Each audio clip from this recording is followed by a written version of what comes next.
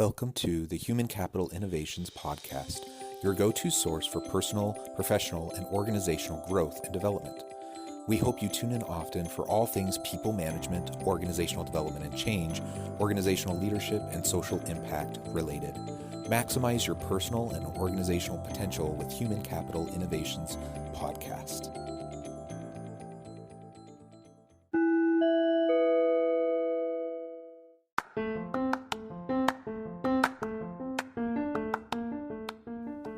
Welcome to the Human Capital Innovations Podcast. In this HCI podcast episode, I talk with Sangeeta about helping employers attract and retain STEM plus women.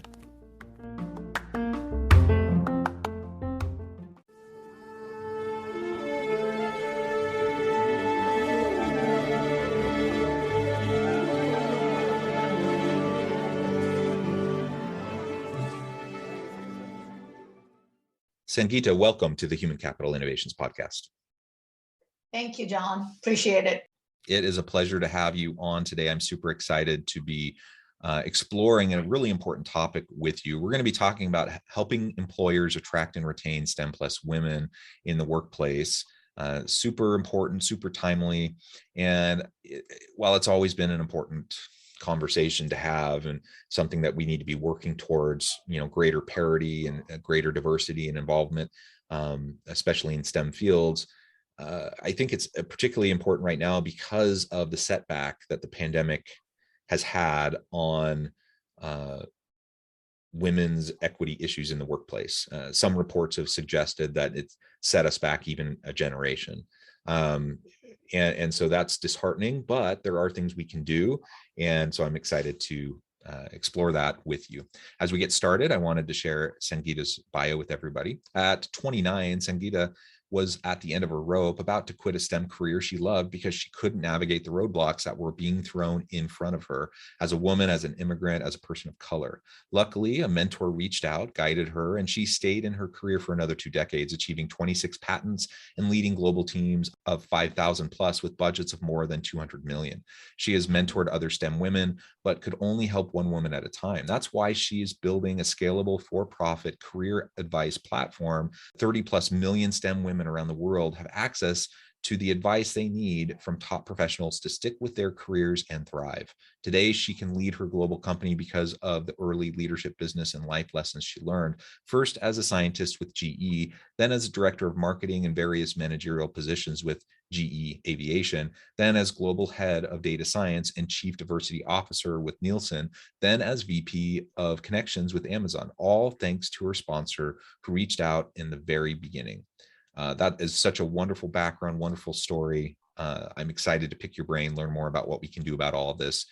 Anything else you would like listeners to know about you, your background, before we launch on into the conversation? I think you covered it really well. The only thing that I would add is obviously our platform is for women in STEM plus. We do have programs with the employers who can sponsor these women to go through this program so they can retain them.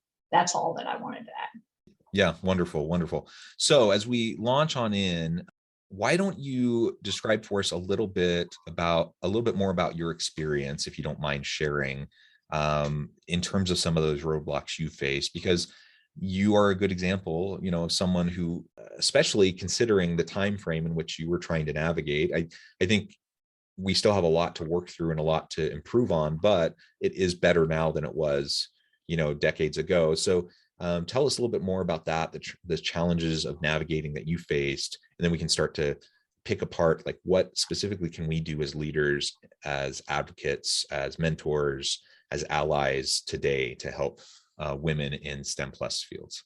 So that's a good point. Things have definitely improved. And I think employers have done a good job of recruiting women into a variety of fields. Retention still is an issue. I think that is something that we are all learning together.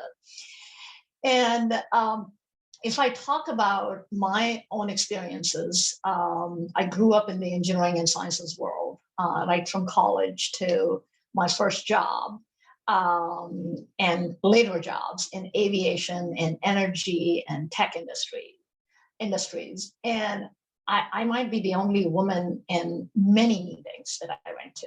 And to me, that just became a very common thing. I just didn't think about it as being the only person in the room. If I had thought about it, I would have never succeeded. So that was the first part.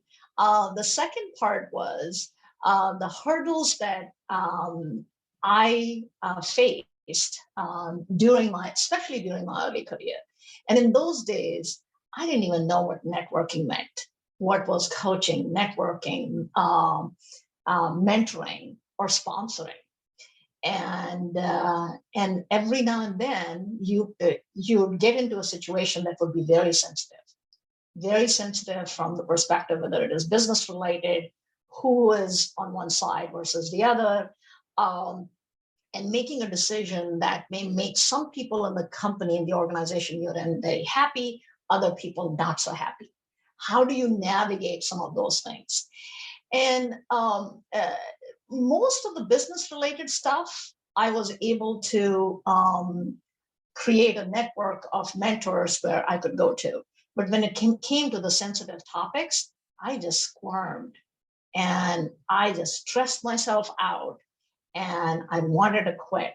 I thought I might get fired because I took a stance, which was pretty strong stance in some cases, and it was right, but at the same time, very stressful also. So the journey was very lonely. And if I had something like Gotara, it would have actually helped me tremendously. I would not have been stressed and I would not be thinking about quitting my career. Yeah. And, I can only imagine. I'm a straight cisgendered white dude. So, I have all the privilege, and I hear these types of experiences and stories, and my heart breaks for people who have had to endure these sorts of things. And I'm glad you persisted. I'm glad that you endured, and I'm glad that you had someone who stepped forward as a mentor for you and assisted. And it really does speak to the necessity and the need for that, right? And I think especially in this space, in STEM plus fields, where it's so male dominated, like you said, companies have gotten better at the attraction and bringing women into the workplace. There's still a lot of work to do there, but it's improved quite a bit. But the retention piece is abysmal. And if we're going to move the needle there's a lot of continued attention we're going to have to put towards broken systems, inequities, disrupting systems that need to be disrupted, and rebuilding in a way that's going to be, truly embrace this diversity, equity, and inclusion conversation that we've all been having in recent years. Yeah. And one other thing that I wanted to add was, despite, things have changed definitely since the time I was growing in my career, but despite not having all the network and mentors and things like that, I was just simply lucky for having a sponsor. I didn't even know what a sponsor meant at the time, but the senior leader, a corporate officer in GE, reached out to me and asked me to take a new role. And I was like scared, like I'm changing my fields. Is this the right thing to do and not? And he was the one who helped me grow in the company. And I just got lucky. If I didn't have him, I don't know where I would be today. So I'm very thankful.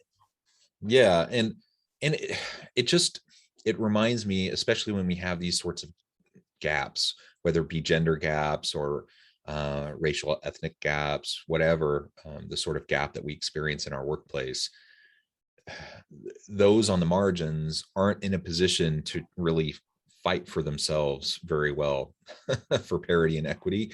It really does take advocates and allies to step in and to help involve people at a greater level, to help move people into leadership roles or new opportunities. And so to hear about this, example of your mentor is wonderful. And it just reminds me of how much I need to do. I need to try to do more, and how all of us, anyone listening, think about what can you do to help the next generation of women in your field, to help them be successful. And we have to be pretty proactive about it. It's not something that's going to passively happen. And again, some of those privileges that I might experience as a man in my field, I just need to stop, pause, recognize that women probably don't have those same sorts of advantages oftentimes. And that means if we're going for equity, it means we have to be more proactive, more assertive, more aggressive in trying to make sure that we're bridging the gap. Yeah, I would highly recommend for allies that reach out, identify a few people that you really want to sponsor and mentor. I think you'd be doing a huge service to those individuals and to the society in general. Yeah, yeah, absolutely. So tell us more about some of the challenges you've seen in terms of STEM plus women in the industries in terms of this retention piece. We've referred to it a couple times now. It's a problem. Yeah. What exactly is going on there, and how do we start to tackle it? Yeah. So I think before really deep diving into this topic, general theme that I have read and felt was you need to have great benefits. You need to have flexibility for women. You need to have role models, stuff like that. And yes, that is important for women. And I think they look for companies which have that. However, when they're leaving or stagnating in their roles, the main causes that we have collected this data, behavioral data on our platform, are they're being undervalued, they're being bullied, they don't have self-improvement opportunities, and they're being dumped at work. So we talk a lot about work-life balance. This is just all about work. They are being dumped at work to do stuff that's not part of their scope of job. And those are the reasons why it happens once, it happens twice, it happens a few times, then they just write it off and they decide, okay, I'm not going to be staying in this company and I'm going to move on to another organization. And you've lost them. And they're not going to share this information with you because they don't want to burn bridges. You never know if you have to come back to this company again, or if you have to work with this manager again. Even if you don't want to, sometimes mergers and acquisitions bring you together. And rightly so. I think it's the right decision that they're making for themselves. And I have done the same thing. When I have left for a reason, I'm not going to give them the reason. We are going to talk about compensation. We're going to talk about the opportunity. That's why people are leaving. Those are the two reasons every time an exit interview happens at any organization. That's what you hear. You do not hear anything about toxic culture. So as a result, majority of the employers don't even know. If they know, it's not being talked about. And many times, employers can't police every conversation that is happening in the company. So they just don't know, and they're losing women.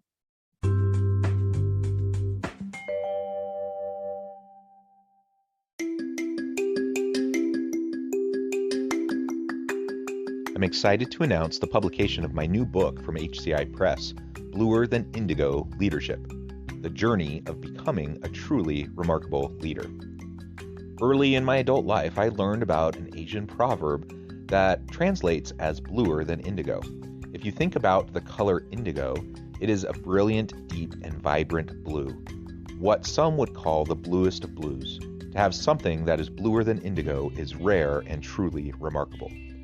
Contrary to popular myth, there is no one-size-fits-all or cookie-cutter approach to effective leadership. There's no silver bullet, no secret sauce, no go-to model that will solve all of our problems. The truth is, great leaders have all had their unique strengths and flaws, and have all had to discover and then pave their own distinctive path in their life's journey to fulfill their leadership potential. Bluer Than Indigo Leadership will help you discover your own path and explore those ordinary, everyday actions that will help you respond to an uncertain future and produce extraordinary results for individuals, teams, and organizations.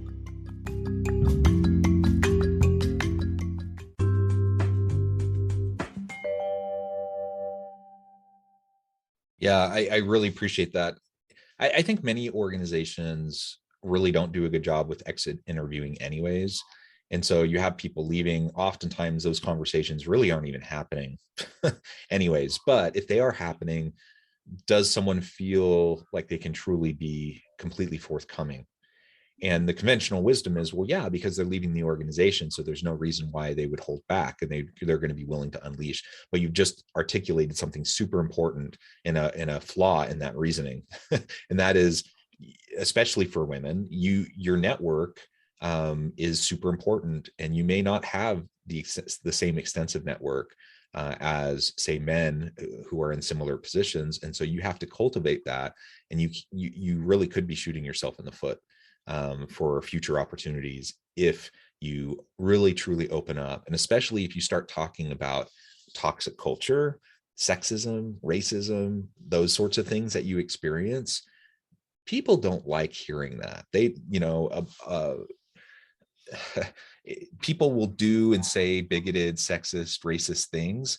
You call them on it, and they're like, I'm not a bigot, I'm not a racist, I'm not a sexist, even though everything they did indicates that, at least in that area, they are. That's it. It can't be addressed if people immediately put up walls and barriers, and they're not willing to truly be introspective and understand the experience and the perspective of the person being brave enough to share what they have experienced. And I've seen it over and over and over again in organizations I've worked with.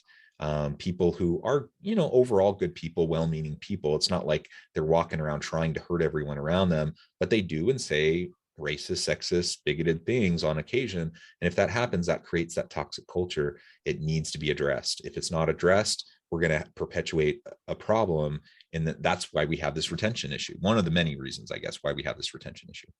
And many times I would add to that is sometimes an individual manager is, or a leader is, actually behaves well as a good leader. And they don't see that issue because they are a good leader. However, they don't see some of the defects around them for whatever reason. And so it just goes unchecked because you don't feel like that any of this kind of stuff is happening. And so you as a leader have to be cognizant of the fact that you have to be either observant yourself or open to inputs when people provide that input, that it could be true, even though you may not be like a leader like that. Yeah, it absolutely can be true. And I think you have to believe people and their experience and what they say. And there's always two sides to every story. I'm not saying that we don't investigate, that we don't try to look into things. Of course we should, and we always do. But especially if you have a persistent retention problem and you tend to see all of the women leaving your area, that says something. It says something very important. And if you're not willing to take a good hard look at that, then there's no way you're going to be able to solve that problem or fix it. Sure. So let's talk more about this in terms of the Great Resignation. The labor market right now is really tight. It's hard for employers to find good talent, generally speaking, especially in STEM plus fields. It's even more challenging. And I imagine, especially since women have been disproportionately negatively impacted by the pandemic and taking on additional home and care responsibilities and those sorts of things, it's probably even a heightened challenge for women in STEM fields for organizations right now, being able to attract good people. So what can organizations do? What do we need to be doing in order to better prepare and support women during this Great Resignation, not just for any role, but also specifically for even leadership roles? Very good question. It's a problem that all of us are facing right now with the Great Resignation. And even before the Great Resignation came into play, STEM plus women leave their careers at the rate of 40% within their first 5 to 7 years. So imagine what it is like with the pandemic, with the high demand of talent, and with companies trying to actually improve their gender metrics. So from every angle you can think of, it is becoming harder for people to work on that, to recruit people. So what I would recommend employers is really invest in the people you have. Sometimes we're just so busy recruiting. Sometimes our budgets, half of our HR budgets are on recruiting. Great. but what percent of that recruiting budget you're actually spending replacing people because you've lost them? Can you take that budget and actually help retain the people you want to retain, because it actually costs you less to retain them than to hire new people? And we do our calculation that it costs about $3 million when 10 women leave in the STEM plus field. And some of our solutions give you a really good return on investment for that. But the other thing that I would say, invest in your people. And this is your coveted talent. Technical talent is hard to replace and train. It takes I have been in your shoes in that case, where I have lost my talent, and it takes 3 to 6 months before we hire them. And it takes another 3 to 6 months for you to train them so they are able to actually produce something. And all of that should be important to the employers. And it's cost savings, and it actually helps the GDP of the organization. I think investing in women in your organization is probably the most important thing. Recruiting is always going to be hard. Yeah, invest in your people generally is great advice. I think striving to have a people-centric organizational culture, safe, psychologically safe organizational culture, always super important. But particularly if you're talking about women in STEM plus fields, we need to pay even closer attention to all this, or we're really going to find ourselves hurting in the long run. And I think that's just absolutely true. And the other piece of that question for me, again, is, how do we, as organizational leaders, help to optimize performance and nurture and coach out leadership abilities from our employees, particularly our women in STEM employees? So I'll share with you what we are trying to offer, and it is really working well with many of our customer employers. We are offering some services that actually help with retention, in the sense that they pick a couple of skills, which is a combination of business technical skills and interpersonal skills, taught in a very data-driven and logical fashion that women in STEM Plus would appreciate. So it's not really soft skills only. It is actually using data to grow the confidence that you want to grow.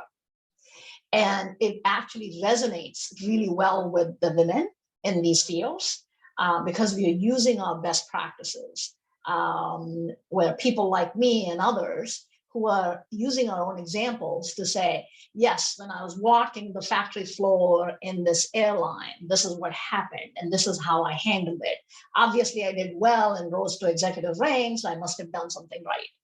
And so we're using real life examples like that to help with how you could go act. So as a result, what they're learning, they're applying back very quickly. So when you go to a leadership class, and I've heard this many times, hey, if you could just kind of take one takeaway from that leadership class and apply it, that would be great. We expect 80 to 90% of the stuff that we are teaching for them to apply. And they do. We see within 8 weeks, 20 to 60% improvement in their skills. And also, if there are things like, somebody threw me under the bus in a meeting last Wednesday. How do I handle this? Because I don't want to have a reputation that is not so good. And you get an advice from somebody who's lived in your shoes within 24 hours.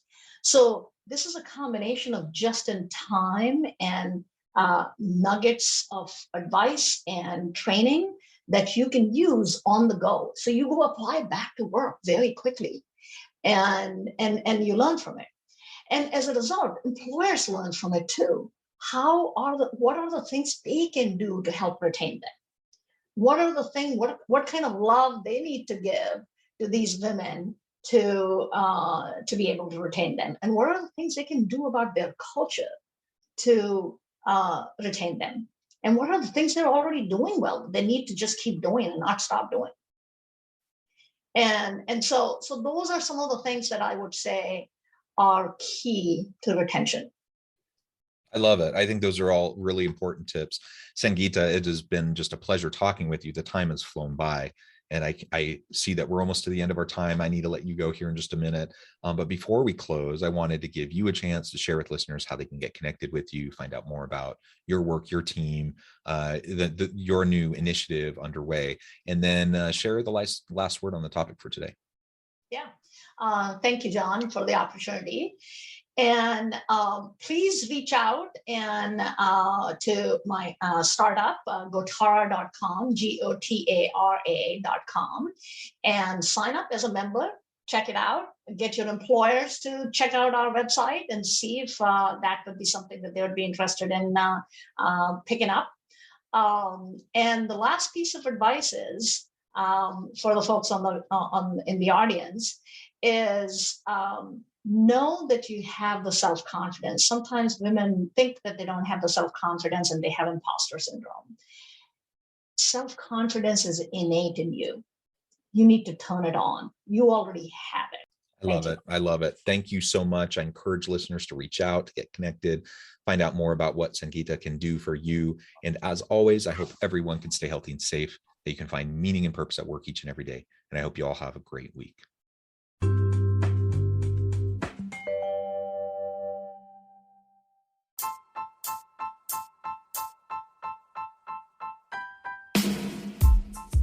The alchemy of truly remarkable leadership. Ordinary, everyday actions that produce extraordinary results. Consider how the nature of work has shifted over the past 50 years. With increased globalization, rapid technological advancement, and the shift in economic composition, the average job of today looks very different than the average job of 50 years ago. What will the jobs and organizations of tomorrow look like? Moreover, what does this all mean for organizational leaders? What are the core competencies and capabilities of organizations and their leadership that are prepared for continued disruption and geopolitical and socioeconomic shifts? Regardless of what the future holds, increasingly, leaders need to be socially minded, data-driven, decisive, champions of talent, and disruptors of the traditional notions of leadership, teams, organizations, and work.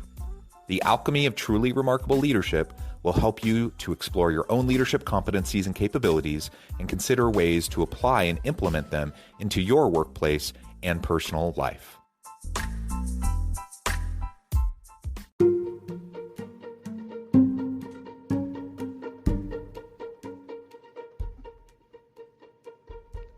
Check out Human Capital Innovations magazine, Human Capital Leadership. Human Capital Leadership is a free, interactive e-magazine with the mission to help individuals, leaders, and organizations find innovative approaches to maximize their human capital potential. We publish issues quarterly in August, November, February, and May. Take a look at the latest issue and let us know what you think.